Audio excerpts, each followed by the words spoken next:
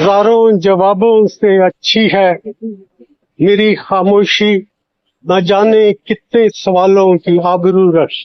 कि अगर अटल जी का संस्कार होना हो और कोई कहता कि राजघाट पे नहीं, वहां मॉन्यूमेंट नहीं बनेगा, कहीं और बनेगा, तो कैसा लगता?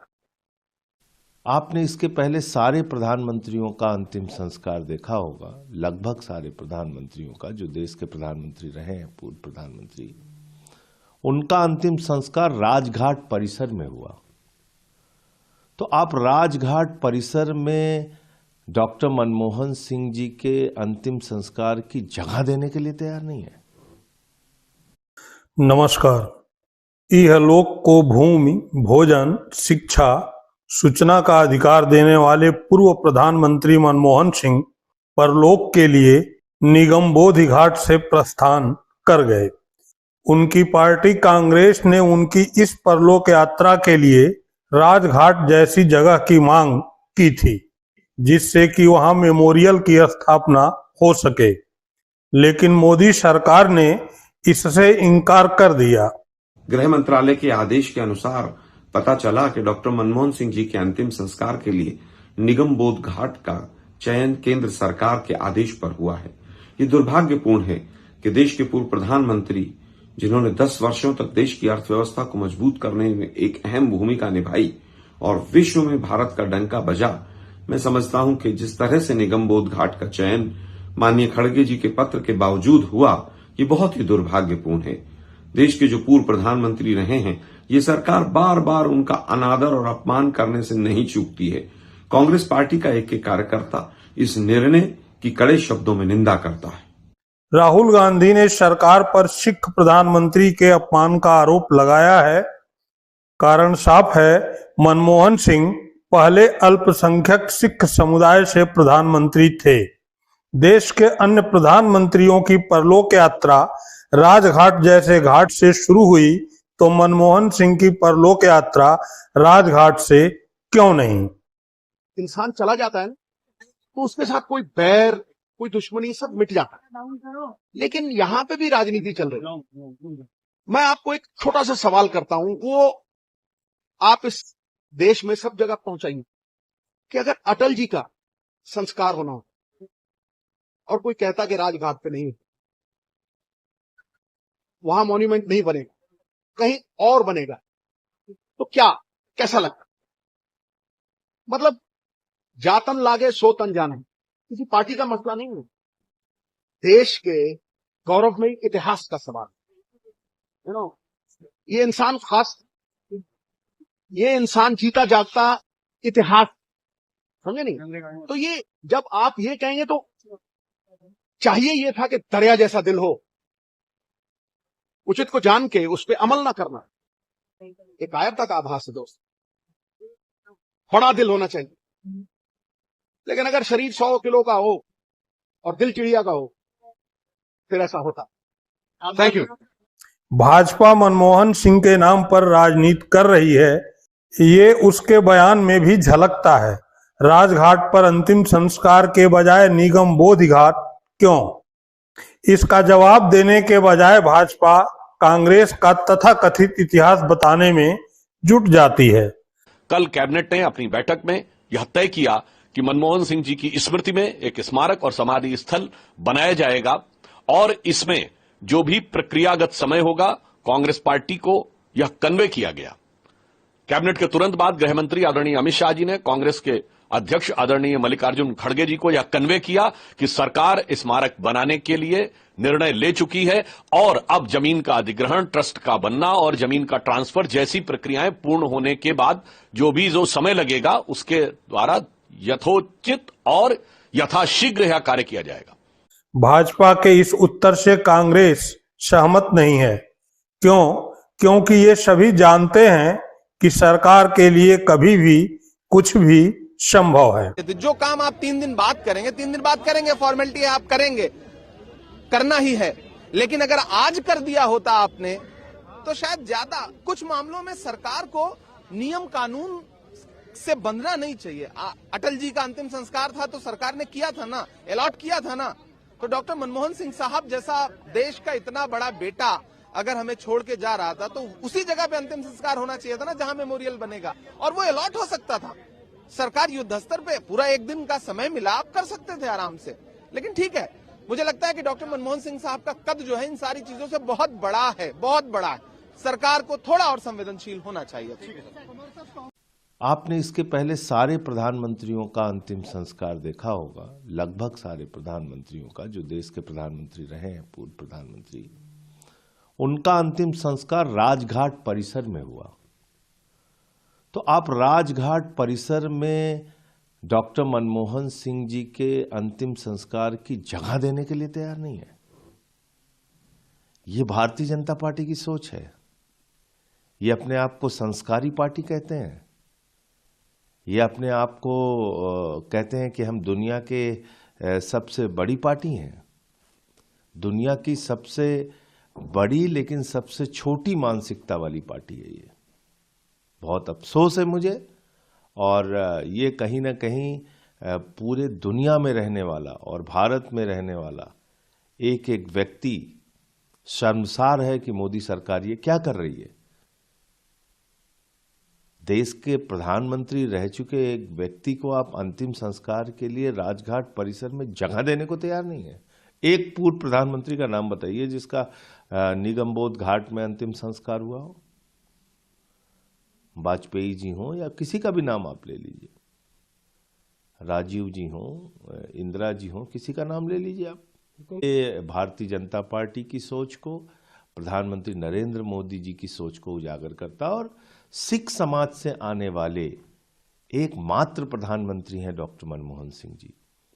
पंजाब में रहने वाले लोग या दुनिया में रहने वाले सिख समाज के जो भी लोग हैं, वो आज अपने आप को कितना अपमानित महसूस कर रहे होंगे। इस देश के 144 करोड़ लोग जो हमारी लोकतांत्रिक व्यवस्था में आस्था रखते हैं, जो डॉक्टर मनमोहन सिंह जी के किए गए कार्यों की सराहना करते हैं, उनको कितनी तकलीफ होगी इस बात से। तो आज पूरी दुनिया में क्या छपेगा, क्या लिखा जाएगा कि भारत में एक ऐसी सरकार है जो अपने एक पूर्व प्रधानमंत्री के लिए राजघाट परिसर में जगह देने को तैयार नहीं है। उनके परिवार की इच्छा के अनुरूप अंतिम संस्कार और अंत्येष्टि करने के लिए तैयार नहीं है। तो ये बहुत दुर्भाग्यपूर्ण है।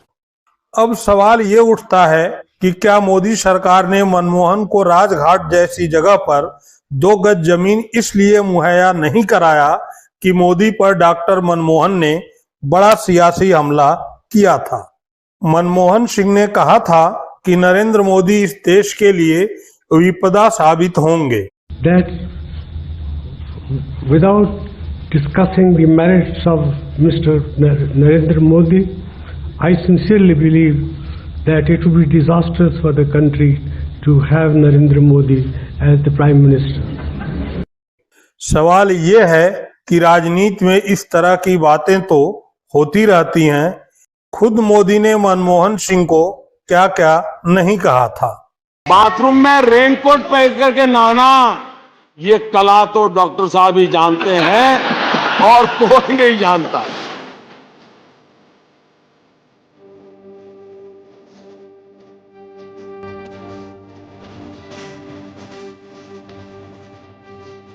खास करके हम राजनेताओं ने डॉक्टर साहब से बहुत कुछ सीखने जैसा है। इतना सारा हुआ, उन पर एक दाग नहीं लगा। बाथरूम में रेनकोट पहन करके नहाना, ये कला तो डॉक्टर साहब ही जानते हैं और कोई नहीं जानता।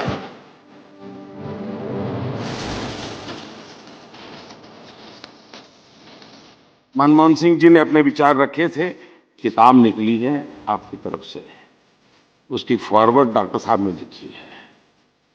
मैं जब आपका रिपोर्ट देख रहा था, मुझे लगा शायद इतने बड़े अर्थशास्त्री हैं तो किताब में उनका योगदान होगा। लेकिन किताब किसी और ने लिखी, फॉरवर्ड उन्होंने लिखी है। तो उनके भाषण में भी मुझे ऐसा लगा कि शायद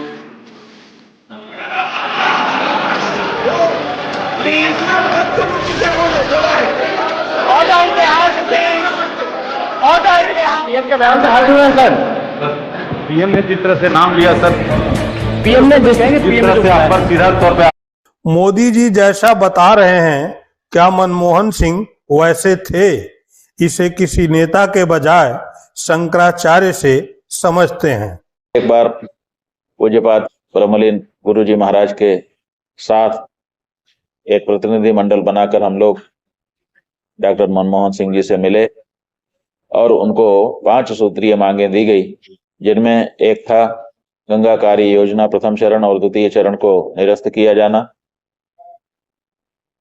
नई संस्था गंगा नदी घाटी प्राधिकरण के नाम से सुस्थापित करना, जिसकी अध्यक्षता स्वयं प्रधानमंत्री करें, और साथ ही साथ गंगा जी को राष्ट्र नदी घोषित किया जाना और गंगा कार्य योजना में किए गए कार्यों की समीक्षा करते हुए गंगा जी के लिए अधिक बजट निकालना और अविरल धारा को सुनिश्चित करने के लिए जो गंगा नदी पर विशेष करके उत्तराखंड के क्षेत्र में बांध बनाए जा रहे थे उनको निरस्त करना। और हमको आज स्मरण करने में प्रसन्नता हो रही है कि हम लोग जिस दिन मिले उसी के 5 दिन के ठीक बाद गंगा जी को राष्ट्र नदी घोषित कर दिया गया और गंगा कार्य योजना को सदा सदा के लिए समाप्त कर दिया गया। गंगा नदी घाटी प्राधिकरण का गठन कर दिया गया। परम पूज्य महाराज श्री की ओर से उसमें कुछ सदस्य भी रखे गए, जिनमें एक काशी के हमारे बीडी त्रिपाठी जी और जल पुरुष राजेंद्र सिंह जी, हमारे काशी के डॉक्टर वीरभद्र मिश्र जी जो संकट मोचन मंदिर के महंत जी थे, इन सबको उसमें स्थान दिया गया और उसके बाद बैठकें भी उनकी हुई। तब ये सुनिश्चित किया जाना था कि गंगा की धारा अविरल हो। बाद में अनेक गंगा भक्तों के प्रयास से, जिसमें प्रोफेसर जी.डी. अग्रवाल जो बाद में हमसे दीक्षित होकर के स्वामी ज्ञान स्वरूप सानंद हो गए थे, उनके भी प्रयत्नों से गंगा नदी के ऊपर बनाए जा रहे कुछ बांधों को निरस्त किया गया और बहुत सारी दूसरी योजनाएं बनाई गई। ये सब कार्य उनके माध्यम से हुआ था। दरअसल मनमोहन सिंह को अंतिम सम्मान देने के मामले में मोदी सरकार की भूमिका ठीक नहीं रही। उदारीकरण के जनक, आर्थिक सुधार के महानायक मनमोहन सिंह का कद इतना बड़ा है कि हर सम्मान उसके सामने छोटा है। मोदी सरकार ने छोटे मन का परिचय दिया, जबकि मनमोहन सिंह का कद बड़ा है। भारत को कंगाल होने से बचाने वाले मनमोहन सिंह, देश को बहुत कुछ देने वाले मनमोहन सिंह अपने अंतिम संदेश में कहते हैं कि उन्होंने देश को नहीं, देश ने उन्हें बहुत कुछ दिया। सुनिए देश के असली महानायक को और मुझे दीजिए इजाजत। प्यारे देशवासियों, आज मैं आपको प्रधानमंत्री के रूप में आखिरी बात संबोधित कर रहा हूँ। 10 साल पहले इस जिम्मेदारी को संभालते वक्त मैंने अपनी पूरी मेहनत से काम करने और सच्चाई के रास्ते पर चलने का निश्चय किया था। मेरी ईश्वर से प्रार्थना थी कि मैं हमेशा सही काम करूं। आज जब प्रधानमंत्री का पद छोड़ने का वक्त आ गया है, मुझे एहसास है कि ईश्वर के अंतिम निर्णय से पहले सभी चुने गए प्रतिनिधियों और सरकारों के काम पर जनता की अदालत भी फैसला करती है। मेरे प्यारे देशवासियों, आपने जो फैसला दिया है, हम सभी को उसका सम्मान करना चाहिए।